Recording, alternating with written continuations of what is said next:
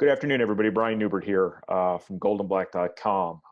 This is kind of an eventful day in the college football world. We've all been kind of sitting around waiting to find out how the shoe was going to drop. The football season coming up. Something happened today. The Big Ten made an announcement, as goldenblack.com reported yesterday would happen, that the Big Ten is only going to play Big Ten games this year. Non-conference games are off. It will be a 10-game Big Ten season, again, with the qualifier that there are games at all. I think that's still very much up in the air.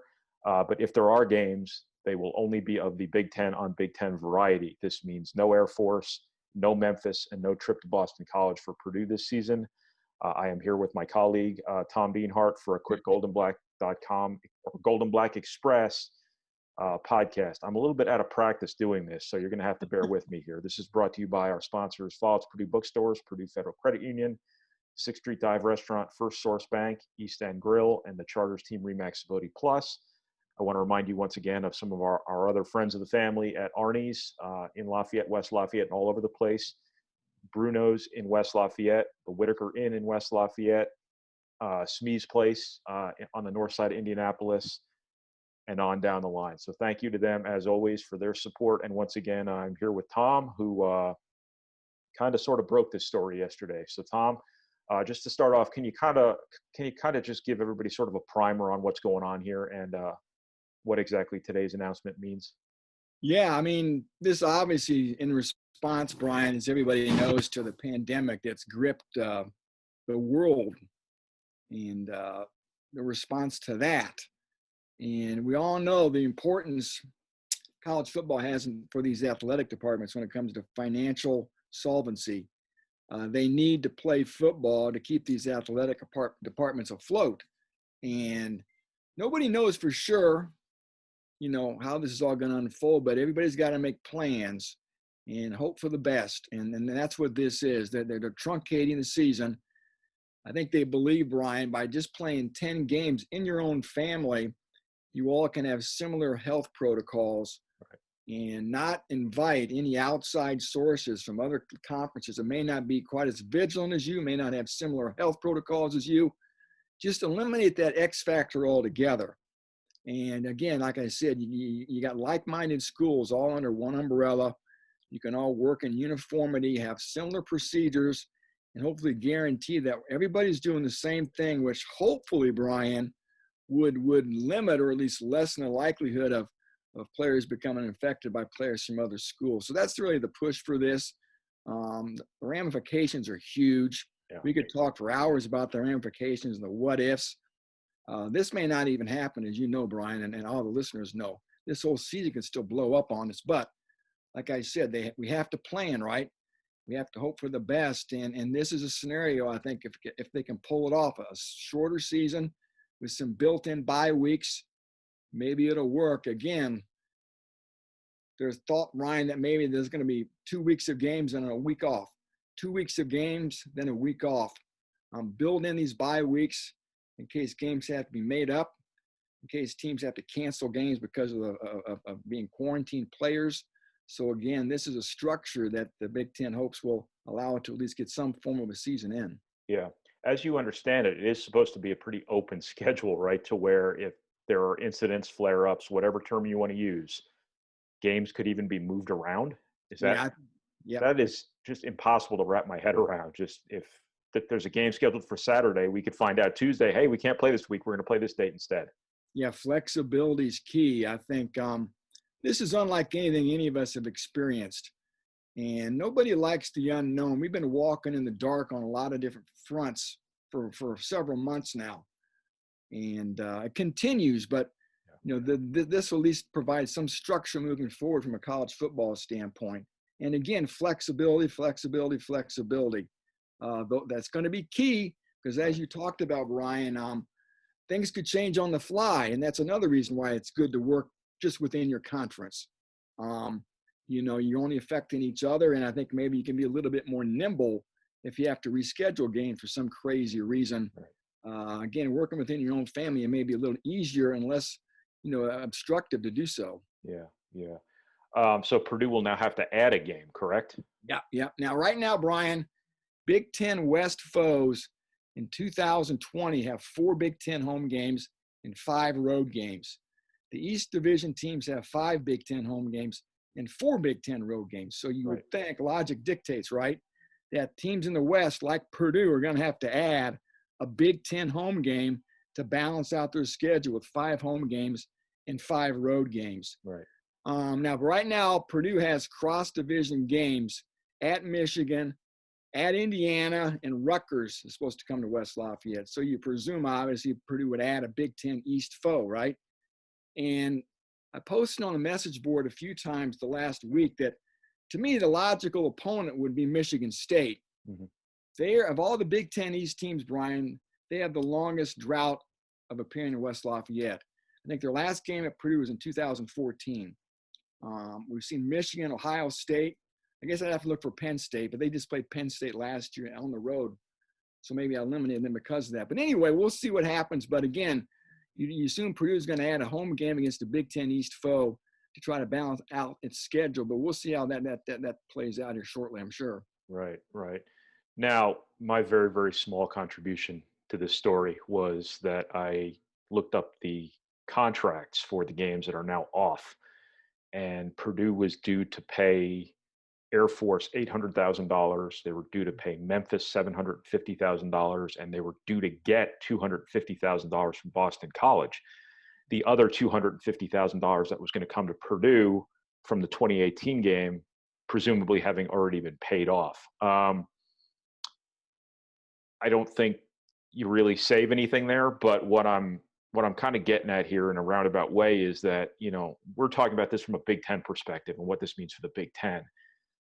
The other part of this story, and the much more impactful part of this story, is the fact that Air Force is out $800,000. Mm-hmm. Now, to make this clear, Purdue's contracts do have force majeure. I don't know if that's how you pronounce it or not. It sounds like soup du jour, but force majeure provisions in them where schools are off the hook for the payout in the event of all sorts of things that would prevent the game from being played, as long as reasonable efforts are made to make the game happen. Now, with the Big Ten having issued this league-wide policy, my guess, I am not a lawyer, my guess is that probably insulates Purdue and other Big Ten schools from being taken to court for not making every effort as an institution to play these games. But in a roundabout way here, I'm getting to my point. Air Force is probably out $800,000. That's a very important $800,000 to Air Force's athletic department. Memphis is out $750,000. That is a very important $750,000 to their athletic department, and schools all over the country who had non-conference games with the Big Ten. And the Big Ten is not the only conference that's going to do this. You're going to see a lot of other conferences go to conference-only schedules. That is going to leave group of 5, mid-majors, low majors, FCS programs in a really, really bad spot. Tom, what do you think the ramifications financially are going to be all across all levels of college football here from this? Because this seems devastating. Yeah, financially, again, that's a huge area, Brian, and we've already seen some ramifications or some fallout already across the nation within the last month, right? We saw Stanford recently cancel 11 sports. I know some other schools have canceled sports even the weeks leading up to this week. And we've heard about some furloughs at some schools, some layoffs. And again, that was just a trickle, Brian.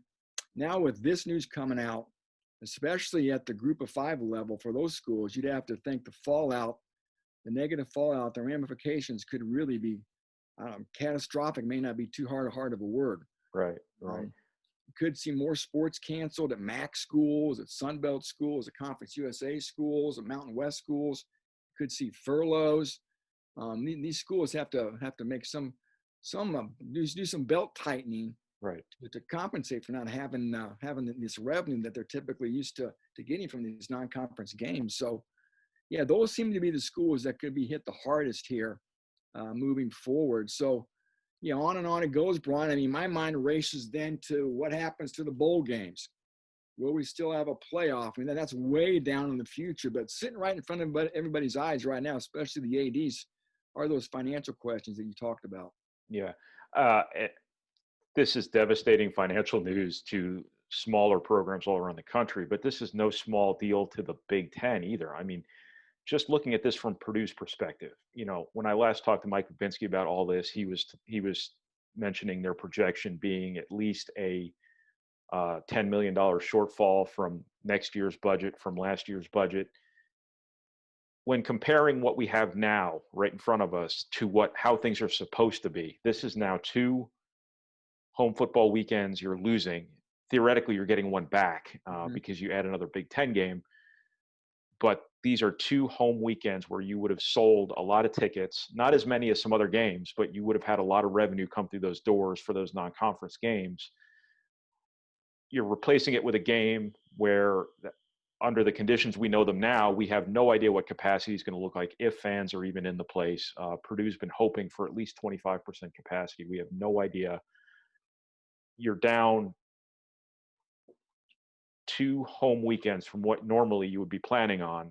Purdue is going to take a real hit here, obviously, and that $10 million that Purdue's athletic director has been projecting having to cut out of the budget might now look a little bit light. And we are faced with more questions beyond this today. Obviously, there are no certainties whatsoever that this 10-game Big Ten schedule is even going to be played. If it Yep. is, how many people are going to be in the stands? And this is just a catastrophic event for college football. College football is only one small part of the world, and obviously so many other parts of the world have been impacted in a much, much graver way than this. But we cover college football, so we're here to talk about college football, and this is a really, really trying time for the sport of college football. So, Tom, you have anything else to add about all of this Well, just after my one, rambling? the if you're Kevin Warren in the Big Ten and you're only playing Big Ten games all year, there's no Central Michigan against Michigan State, there's no Ball State against Indiana. My point is, Brian, all your inventory is going to be pretty good games, right? Not as many, but all your inventory are going to be good games. You wonder, somebody opined to me that maybe they could extract some more money from the TV networks by having a better quality of inventory. Who knows? Maybe you get creative and start playing some games on weeknights. Yeah. Instead of having Saturdays flooded with games, if the TV networks say, "Hey, we'll pay you a little bit more money if you give us Big Ten, if you give us a Thursday night and a Friday night game in addition to 3 Saturday games or whatever." So maybe this is a time where your conference office has to get creative with the TV networks.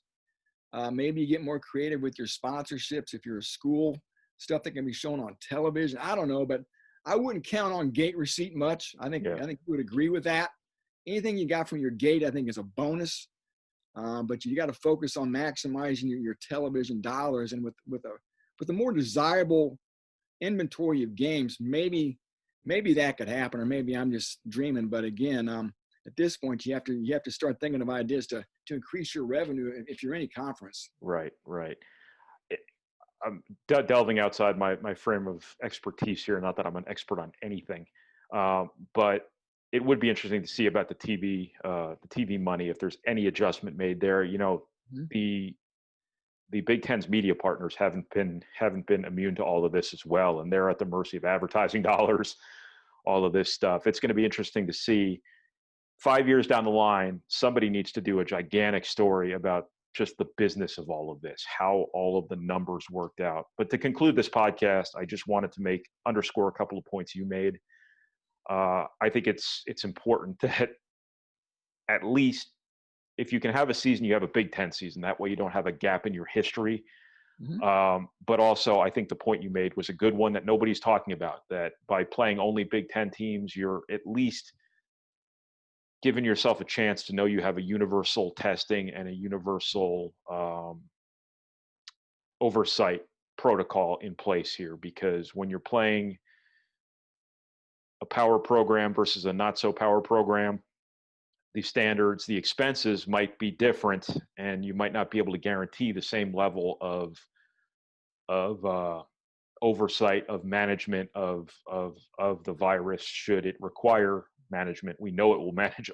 It will require oversight. But I think that's a really important point here, that I am glad you made right off the bat, because I didn't see a lot of people talk about that right away when the news of this broke. So Everybody's supposedly going to do the same thing, Brian. that's From critical. Nebraska to Rutgers, you're going to Right. ideally have every Big Ten institution doing the same exact thing Right.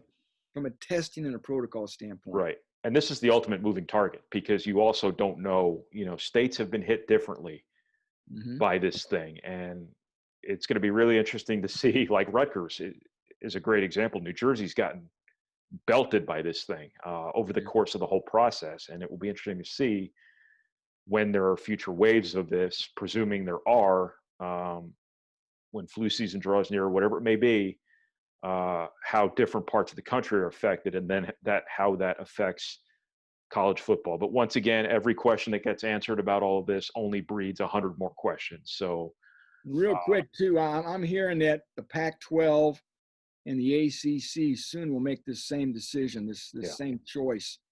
Yeah, I'm hearing the SEC is going to probably wait until later this month. Not sure about the Big 12, but long story short, I think you talked about it earlier too, Brian. I think we're going to see every Power 5 conference probably stay within its own family this year. right, right. So with the looming prospect of the Power Five becoming its own NCAA altogether for a year anyway, we will conclude this podcast. Once again, this has been your uh, Golden Black Radio Express newsy, I guess, podcast about the Big Ten's announcement today about college football season. It has been brought to you by our sponsors, Vaught's Purdue Bookstores, Purdue Federal Credit Union, the 6th Street Dive Restaurant, First Source Bank, East End Grill, and the Charters Team Remax Ability Plus. Want to remind you once again about our other friends of the family in the restaurant business, those being Arnie's in Lafayette, West Lafayette, and all over the place. Bruno's in West Lafayette, the Whitaker Inn in West Lafayette out by Harrison High School, and Smee's Place on the north side of Indianapolis. The Triple X as well. If you don't know where that is, you don't know Purdue very well. So that's what we got, everybody. Thank you so much for listening, and we will talk to you after a football game, hopefully when one is played. Thanks, everybody. Take care.